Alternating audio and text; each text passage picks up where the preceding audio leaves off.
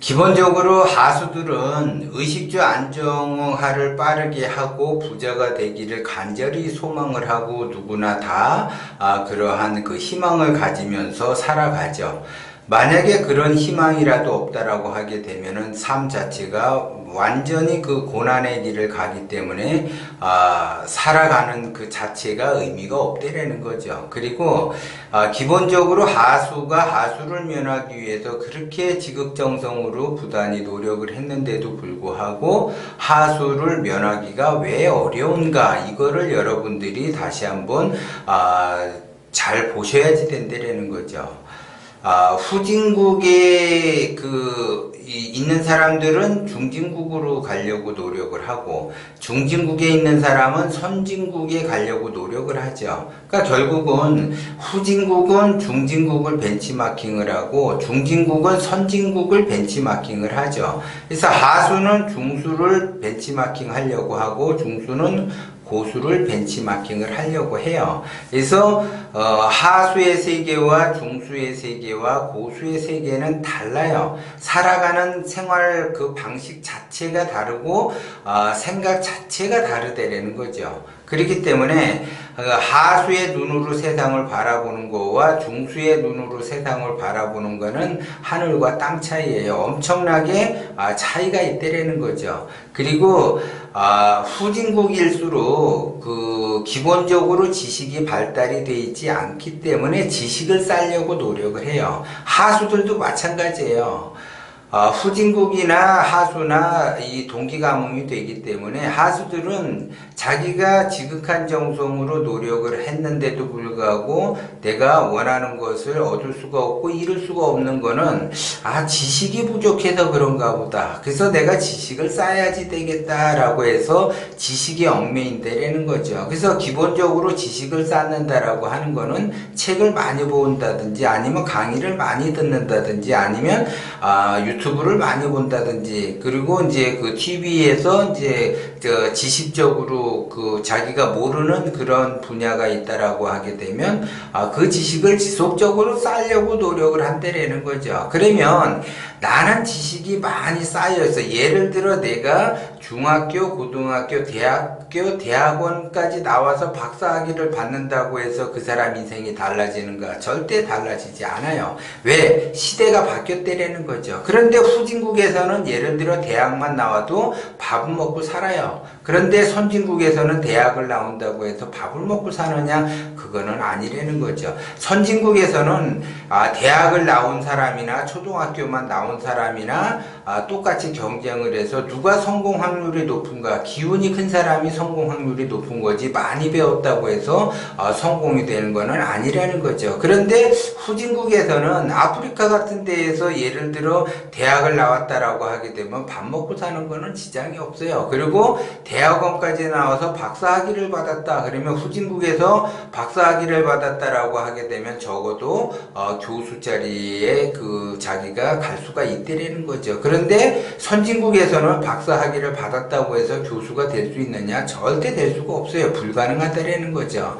그것처럼 각자의 그 세계가 따로 있다라는 거죠. 그래서 후진국에서는 지식을 쌓는 거고, 중진국에서는 지혜를 쌓는 거고, 선진국에서는 명철함을 가져야지 되는 거죠. 혁신적이어야지 된다라는 거죠. 그러면 우리나라는 지금 어디 와 있는가? 선진국 반열에 지금 올라와 있다라는 거죠. 그런데 우리나라는 선진국 반열에 올라와 있는데 지식을 아직도 쌓고 있어요. 아직도 책을 보고 있다라고.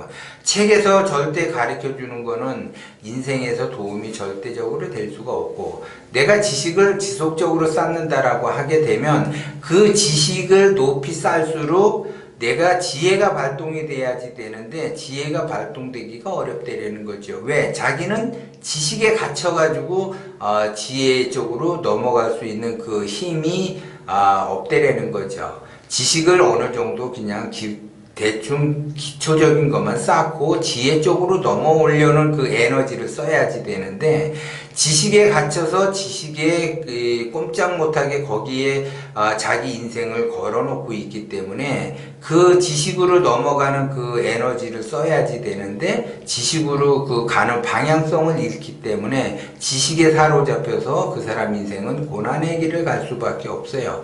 그리고 내가 이제 하수에서 중수로 넘어와서 지식을 쌓는다. 그러면 이제 지식을 쌓아서 지혜로 넘어왔다 내가. 그러면 지혜만 계속 발동을 시키려고 하게 되면, 지혜는 왜 쌓는가? 명철한 단계로 넘어가기 위한 그 에너지를 내가 쓰기 위해서 지혜를 쌓는 건데, 지혜를 계속 쌓다 보니까는 또 명철한 단계로 넘어갈 수가 없는 거죠. 그 지혜에 갇혀버려가지고 그렇다는 거죠. 그러면 그 지혜를 내가 쌓는 이유, 내가 지식을 쌓는 이유, 내가 지식을 쌓는 거는 지혜로 넘어가기 위한 하나의 수단이고, 내가 지혜를 쌓는 거는 명철한 단계로 넘어가는 하나의 수단이라는 거죠. 그렇기 때문에 그 과정, 지식을 쌓고 지혜를 쌓고 명철한 단계로 가야지 그 사람은 창조적으로 바뀐다는 거죠. 그런데 세상은 지금 선진국에서는 혁신을 넘어서 창조적으로 가는데,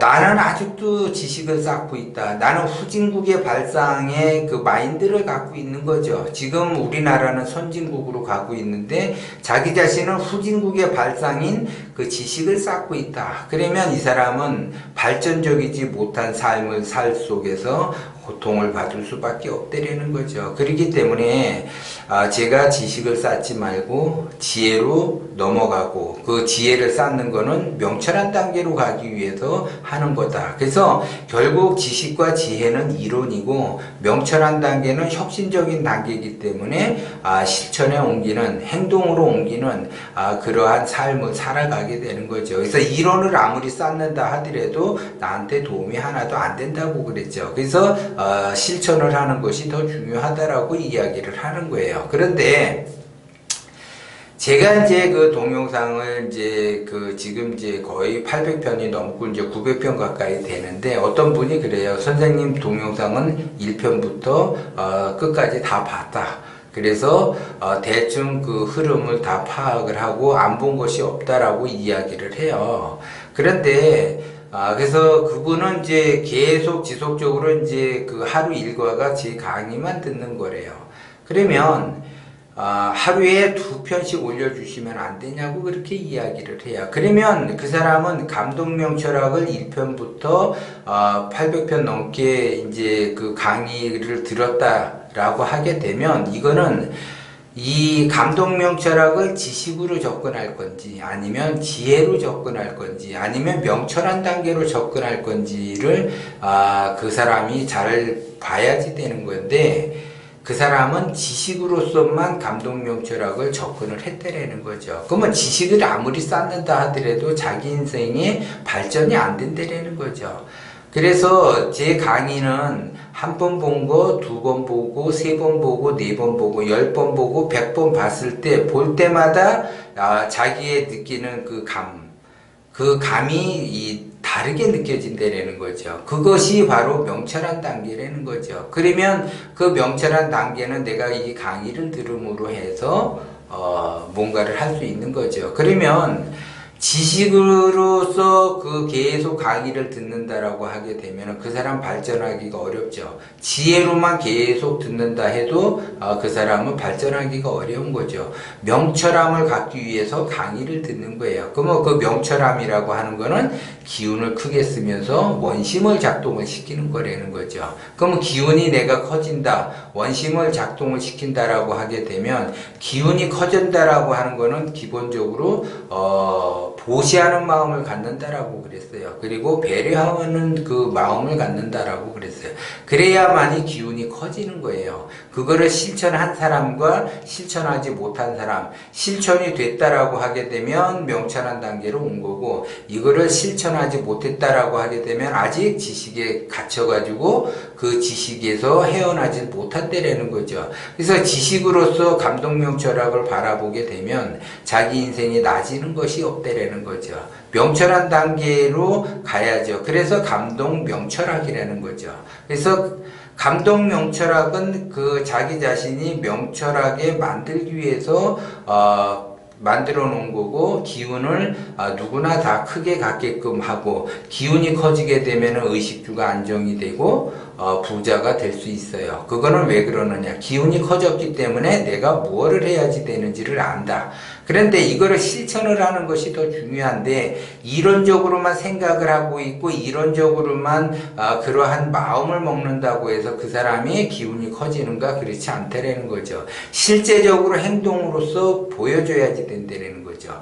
행동을 해야만이 그것이 명철한 단계고, 그 행동을 함으로써 나의 기운이 그 느낌을 받게 되겠죠. 그 기운이 감동을 해요. 그러면 그 기운이 감동함으로써 이러한 감정을 느끼는 거구나라는 것을 알게 되는 거죠. 그럼으로써 세상을 바라보는 눈이 달라져. 그래서 내가 지식으로서 세상을 바라보느냐, 지혜로서 세상을 바라보느냐, 아니면 명철한 단계로 세상을 바라보느냐에 따라서 달라지는 거죠. 그래서 아무리 자기가 지식으로서 세상을 바라본다고 해도 자기 자신은 바뀌지 않는다. 고통을 지속적으로 받을 수밖에 없다. 그거는 지식에서 벗어나서 명철한 단계로 가라고 계속 고통을 주는 거죠. 그러면 나의 그 고통을 벗어나기 위해서는 명철함. 그럼 명철함에서 기본적인 것이 보시하는 마음과 배려하는 마음이에요. 이것을 갖게 되면 세상을 바라보는 눈이, 보시하는 마음과 배려하는 마음이라는 것은 나의 중심이 아니라 세상을 중심으로서 바라보는 거고, 지식을 쌓고 지혜를 쌓는 거는 나의 중심이죠. 나는 많은 거를 알고 있어. 나는 많은 지혜를 갖고 있어. 그거는 자기만이 갖고 있는 거지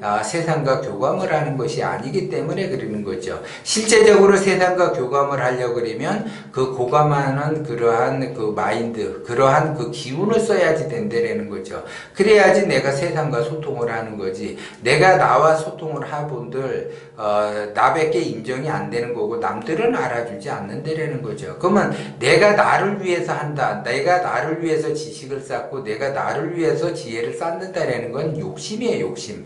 나를 위한 거는 모두 다 욕심이에요. 자연의 진리에 맞게끔 남들과 소통을 하면서 보시하는 마음과 배려하는 마음을 갖는다라고 하는 것은 소통이 되는 거죠. 그래서 나를 위한 삶이 아니라 제3자를 위한 삶이고, 더 나아가 진리와 동기감응하는 그러한 삶을 산다라는 거죠. 그렇기 때문에 진리는 그런 사람에게 운을 갖다 주고 복을 갖다 준다라는 것이요. 자기만을 위한 삶을 아무리 산다 하더라도 그 사람은 진리에서는 끝없는 고통을 줄 수밖에 없어요. 왜? 깨어나라, 깨우쳐라. 그 어리석음에서 빨리 벗어나라고 자꾸 고통을 줄 수밖에 없다라는 거죠. 그래서 자기 자신이 아무리 지극한 정성으로 노력을 해도 내가 의식주 안정이 왜 안 되는가? 나는 왜 이렇게 어렵게 살 수 있는가? 그거는 자기만을 위한 삶을 살기 때문에 그렇다라는 거죠.